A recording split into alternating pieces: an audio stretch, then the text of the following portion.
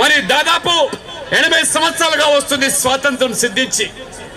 మరి భిన్నమైన భాషలు, భిన్న మతాలు, భిన్న ప్రాంతాలు ఉన్నటువంటి అనేక అభిరుచులతో కూడుకున్నటువంటి ఈ దేశం ఈరోజు మనమందరం కూడా ఒకటిగా ఉన్నామంటే ఈ దేశం కోసం అనే భావనతో ఇవాళ మనం పనిచేస్తున్నాం. కాబట్టి ఇంత గొప్ప ప్రజాస్వామిక దేశంలో 3 పర్యాయాలు ఇవాళ 140 కోట్ల ప్రజలు నరేంద్ర మోడీ గారిని ఇవాళ దేశ ప్రధానిగా ఎన్నికైనటువంటి వ్యక్తి ఈ దేశం ఏ రకంగా అభివృద్ధి చెందుతున్నదో, ప్రపంచంలోనే ఒక వికసిత భారత్గా సంకల్ప ప్రధానమంత్రి ఇవాళ మరి అనుచితమైనటువంటి భాషతో ఇవాళ అనాగరికంగా దయచేసి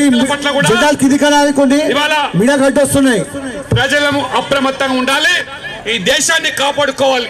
ఈ దేశాన్ని విచ్ఛిన్నం చేయడానికి అనేక మంది విదేశీ శక్తులు స్వదేశంలో కూడా కుట్రలు పండుతున్న సందర్భంలో మనమందరూ కూడా ఒకటే అని చాటి చెప్పడానికి ఈ భారతదేశాన్ని ఏ శక్తి కూడా ఇవాళ విడదీయలేదని చెప్పి కులం పేరు మీద, మతం పేరు మీద, ఈ దక్షిణాది పేరు మీద, ఉత్తరాది పేరు మీద ఈ విడదీసేటువంటి పన్నాగ పని వాళ్ళకు కూడా కనువిప్పే రీతిలో ఈ తిరంగా యాత్ర ప్రతి పల్లెలో, ప్రతి వాడలో మరి ఈ యాత్రలు జరుపుకోవాలి. ప్రతి ఇంటి మీద కూడా మన మువ్వెన్న జెండా ఎగరవేసి మన భారతీయులను చాటుకోవాలని చెప్పి కోరుకుంటూ పెద్ద సంఖ్యలో ఇచ్చేసినటువంటి భాగ్యనగర్ యువతకు, ప్రజానికానికి వాళ్ళందరూ కూడా నేను శిరస్సు వంచి నమస్కరిస్తూ సెలవు తీసుకుంటా ఉన్నాను. భారత్ మాతాకి.